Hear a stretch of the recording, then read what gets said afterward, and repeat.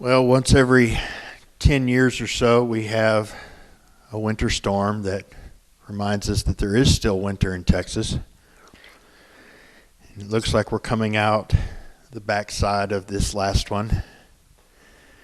There's still a little snow here and there in the shadows and a little bit of ice in the middle of the road where it hadn't gotten knocked off yet. And there's still some people without power and some people with busted pipes. Speaking of which, Jonathan, if you need some help with your pipes, just let me know. I do have some experience with laying pipe. And we're still supposed to be boiling water and all that good stuff, and I'm not sure exactly how long that's going to last. But I was thinking about some of what that storm did. Our front yard, I guess technically it's the front because it's where our front door is, even though it's on the back side of the road, is ugly. We've got a mess of dogs who have made a mess. There is no grass. They have just, it's very ugly. And because we live out in the county where there's no trash service, I burn my trash, which means I've got a burn pile in the back, and it's pretty ugly too. And this snow and ice accumulation made everything beautiful. It was absolutely beautiful. It was pristine.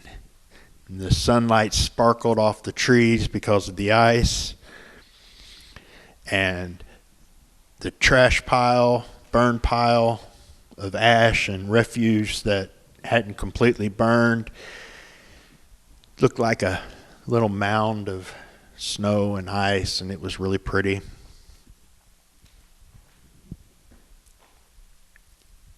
But all that ugly was still right up underneath the surface.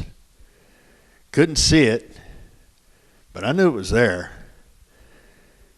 And it was still even causing some of the shape of the landscape. As pretty as it looked, the shape was still altered by what was underneath that snow and that ice. And that's a pretty good example of us trying to make ourselves look good or be good even. Some of us might be better at it than others and be able to make it look really pretty and pristine on the outside. We may shine and sparkle. But underneath that little layer is a whole lot of ugly that we're just trying to keep covered up. May even wonder, if anybody knew what was underneath the surface, if anybody knew what really went on in my heart and my head, they would run for the hills. Jesus said God looks on the heart because he could always see under the surface. Even better than we could. He knows our motivations even when we don't. And yesterday, praise God, it got up to about 50 degrees, and we had a lot of melting. And there were probably some busted pipes that people didn't know about that they discovered then as water began to flow. And people were able to get out and get around and see just all the places and all the ways that the destruction had come from the weight of the ice and the snow and trees down on power lines and across roads and the mess. And the snow began to melt, and what had just been kind of ugly before was even uglier because it was a mush pile. It was muddy and nasty and just gross. And that's what happens with our masks, with what we use to cover up. Sooner or later it melts away. Sooner or later the facade is destroyed. You can't cover it up forever. And usually what we do to try to cover things actually causes damage. It brings destruction in itself. And when it fades away, we find out that the destruction was even worse than we realized, and it was an even uglier mess than what we tried to cover in the first place. But the God who looked below the surface and saw the disgusting mess of our hearts loved us as we are, not as we should be. But he loved us enough not to leave us as we are. So he wrapped himself in flesh and came and lived in our skin and walked this earth doing what we were always supposed to do and couldn't. His pristine surface went all the way to the center and had no blemish. And he died in our place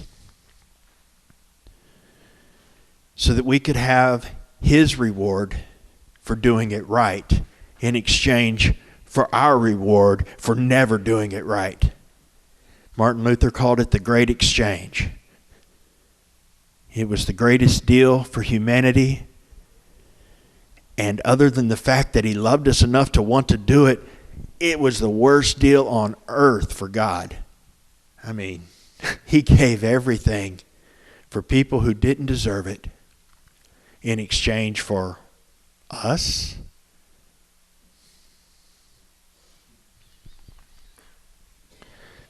But he did it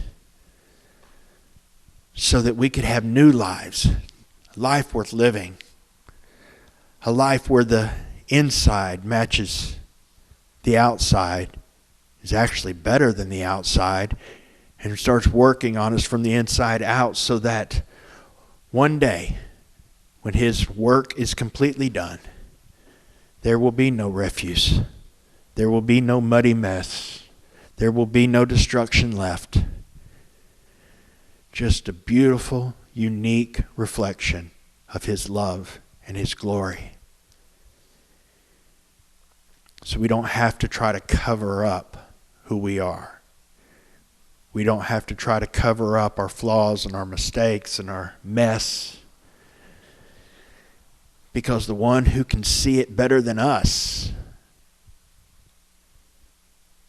has done everything that is needed to restore and to make it right, to make it beautiful, to make it what it was always supposed to be. He did that on the cross. He did it for us. So as the snow continues to melt away, let us melt away our self-righteous coverings and look to him to be our beauty, our strength, our refuge, and our life. And the grace and mercy and compassion that he has shown towards us, let us show towards others, because he loves them as much as he loves us. And he died for every single person, even the ones who don't want what he did.